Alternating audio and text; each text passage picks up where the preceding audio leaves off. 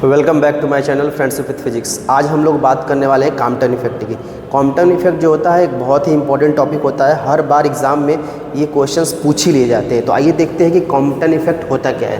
तो सबसे पहले अगर हम कॉम्पटन इफेक्ट की बात करते हैं तो कॉम्पटन इफेक्ट के अंदर में जो फार्मूला हमें प्रूफ करना होता है वो होता है lambda minus lambda naught h upon में एम नॉट सी 1 माइनस कॉस थीटा।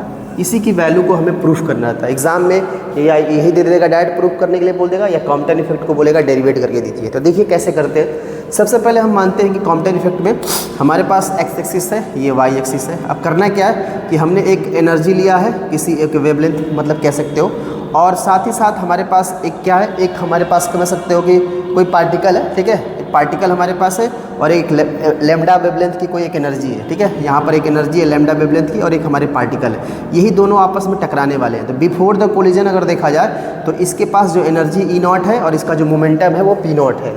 और जैसे ही ये कोलिजन करता है, कोलिजन करने के बाद देखो यहाँ पर कोलिजन सिर्फ एक्स एक्सिस में हो रहा है, क्योंकि ये जो पार्टिकल दोनों हैं वो एक्स एक्सिस में है। तो जैसे ही इसका कोलिजन होगा तो आफ्टर द कोलिजन देखा, ये बिफोर द कोलिजन है और यहाँ पर देखिए आफ्टर द कोलिजन।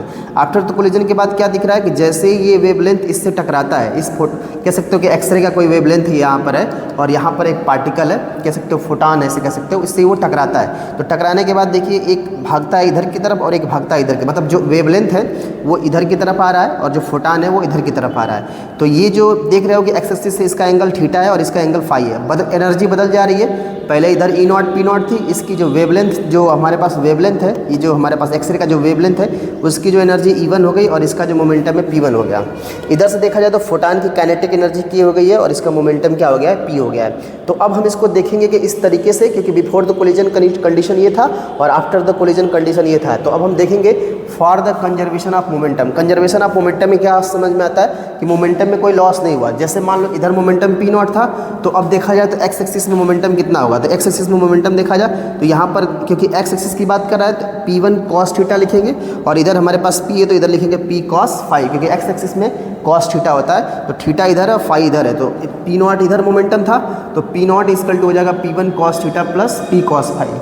अब देखो अगर हम बात करते हैं, इसको ऐसे लिख सकते हैं, अरेंजमेंट कर दिया जाए, P नॉट P1 को इधर ला दिया तो P naught P1 cos theta equal to P cos phi हो गया।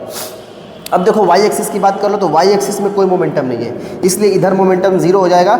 लेकिन इधर की बात करोगे तो इधर आएगा P1 साइन थीटा और नीचे आएगा P साइन फाई आ जाएगा। तो देखो यहाँ से P sine theta minus P sine आ गया, फाई आ गया। इसको अलग कर दो तो P1 sine theta equal to P sine phi हो गया। ये क्वेश्चन नंबर फर्स्ट हो गया और ये क्वेश्चन नंबर सेकंड हो गया। ये किस में लिया था हम लोगों ने, वाई एक्सिस में लिया था। अब कह रहा है स्क्वायरिंग दिस इक्वेशन फर्स्ट। हम क्या करेंगे, जो हमने इक्वेशन फर्स्ट निकाला है इसको स्क्वायर कर दो। इसको स्क्वायर करेंगे तो यहाँ से P naught minus P1 cos theta का होल स्क्वायर, इधर P cos फाई का होल स्क्वायर। इसको स्क्वायर करोगे P naught square P1 cos square phi minus 2 P naught P1 cos theta plus P square cos square phi. इसको equation number third नाम दे दिया। इसी तरह से करेंगे जो हमने वाई एक्सिस में निकाला था ये वाली वैल्यू को, इसको भी स्क्वायर कर दो तो P1 square sine square theta P square sine square five हो गया। इसको इक्वेशन नंबर हमने 4 बोल दिया। अब क्या करेंगे, adding equation third and fourth. इस इक्वेशन को थर्ड एंड फोर्थ को आपस में ऐड कर दो तो हमारे पास P naught P1 square cos square theta minus 2 P naught P1 cos theta था और यहाँ बच गया P1 साइन स्क्वायर थीटा होगा और इधर P square cos square phi है और इधर P square sine square phi है। तो P square cos square phi और P square sine square phi को क्या कर दिया हम लोगों ने, ऐड कर दिया। अब देखो यहाँ से P नॉट P1 स्क्वायर कर दिया हम लोगों ने। अब क्या दिख रहा है, P नॉट P1 का स्क्वायर cos स्क्वायर थीटा यहाँ पर था और साइन स्क्वायर इधर था, क्योंकि P1 स्क्वायर ये भी है, P1 स्क्वायर इसको बाहर निकाल लो, इधर cos square theta plus sine square theta हो जाएगा और ये चला जाएगा इधर 2 minus 2 P naught P1 cos theta और इधर दोनों में P स्क्वायर कॉमन है तो P स्क्वायर कॉमन निकाल लिया तो cos square phi equal to कितना हो गया, प्लस साइन स्क्वायर फाई हो गया। अब देख रहा है कि ये जो बन जाएगा क्या हमारा 1 और ये भी बन जाएगा हमारा क्या 1। तो उससे हम डायरेक्ट लिख दिया P naught square plus P1 square minus 2 P naught P1 cos theta equal to P square, क्योंकि इधर P स्क्वायर बचेगा और ये वैल्यू इधर फिनिश हो जाएगी तो सिर्फ P1 स्क्वायर बचेगा। तो इस तरह से इसको इक्वेशन नंबर हमने बोल दिया कि ये इक्वेशन नंबर आपका कितना है, 5 इक्वेशन नंबर हो गया, ठीक है। For the conservation of total energy.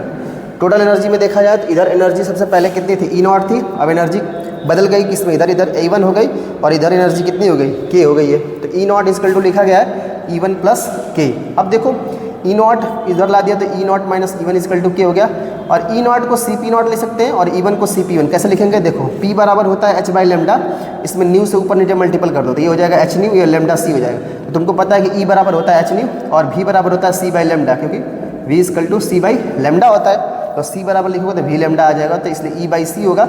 और ई बराबर अगर यहाँ से लिखना चाहोगे तो क्या हो जाएगा, सी इंटू पी हो जाएगा। तो हमारे पास क्या है, यहाँ पर ई नॉट है तो सी पी नॉट हो गया, इधर ई वन है तो सी पी वन हो गया। इसमें से ध्यान से देखो तो सी कॉमन है तो P naught P one equal to K हो गया, के को उधर भेज दिया तो P naught P one equal to K by C हो गया। That is the equation number 6। हम लोगों ने रिलेटिविस्टिक्स मैकेनिक्स पढ़ा हुआ है, उसमें ये फार्मूला प्रूफ कराया गया है। ये relation among the total electrostatics momentum and rest mass, उसमें फार्मूला होता है के प्लस एम नॉट का सी स्क्वायर का square plus p square c square plus m naught का स्क्वायर सी की पावर 4। क्या करेंगे, बोथ साइड स्क्वायर कर दो, के square plus m naught c की पावर 4 2 के एम नॉट सी स्क्वायर, और इधर हो जाएगा p square c square plus m naught c की पावर 4 हो जाएगा। तो एम नॉट सी की पावर 4 से एम नॉट सी की पावर 4 कैंसिल आउट हो जाएगा, बचेगा के स्क्वायर प्लस 2 के एम नॉट सी का square plus p square c square, यहाँ से ये वैल्यू आ जाएगी। ठीक है, इसको नाम दे दिया इक्वेशन नंबर 7। अब इसी इक्वेशन नंबर 7 में क्या करेंगे, के बाई सी की वैल्यू रखेंगे जो कि यहाँ पर है के बाई सी, फिर रखेंगे यहाँ पर पी स्क्वायर की वैल्यू जो कि हमने पी स्क्वायर ऑलरेडी पहले से निकाला हुआ है। तो इसमें वैल्यू पुट कर दो, के बाई सी का होल स्क्वायर प्लस 2 के एम नॉट पी स्क्वायर, तो के बाई सी की जगह वैल्यू रख दो पी नॉट पी वन का स्क्वायर, क्योंकि यहाँ से ले लेंगे के बाई सी की वैल्यू है पी नॉट पी वन 2 के एम नॉट, और पी स्क्वायर की वैल्यू ये पूरी ये वाला यहाँ तक पूरा हमने रख दिया। सॉल्व कर इसको स्क्वायर कर दिया, P not square P one square minus 2 P naught P one plus 2 के। अब देखो यहाँ पर 2 के एम नॉट है, के को हमने हटा दिया। अब के हटाओगे तो देखो यहाँ से C P naught minus P one वही रख दिया लाके यहाँ पे सीधे से सी पी नॉट माइनस के की जगह पे, तो ये वैल्यू के की है C P naught minus P one, तो यहाँ पर रख दिया C P naught minus P one इस के की जगह पे, और ये एम नॉट हो गया, बाकी ये वैल्यू सेम है। तो पी नॉट स्क्वायर से P not square, P one से पी वन, और 2 कहाँ पे मैंने कटा दिया, ये 2 पी नॉट पी वन है ना, नहीं सॉरी 2 तो मैंने नहीं कटाया, ये सिर्फ ये तो बच जाएगा। यहाँ पे देखो ये कट गया, ये कट गया, ये कट गया और ये कट गया, बाकी 2 यहाँ पर भी है, 2 यहाँ पर भी है, तो 2 से 2 भी क्या हो जाएगा, कैंसिल आउट हो जाएगा। तो बचेगा कितना, यहाँ से minus 2 P naught P one, ये बच जाएगा C P naught P one M naught, और इधर बच जाएगा कितना आपका पी नॉट पी वन और कॉस थीटा बच जाएगा, क्योंकि साइन माइनस का है तो माइनस भी रह जाएगा। अब देखो क्या करना है, सी एम नॉट इसको इधर लिए, इसको उधर भेज दिया गया, तो पी नॉट पी वन इधर आ गया, p naught P one cos theta हो गया, इधर बच गया c m naught p naught P one, और फिर इधर p naught P one on minus cos theta, divide m naught c, इसको एम नॉट सी से डिवाइड कर दो तो ये वैल्यू पूरी गायब हो जाएगी।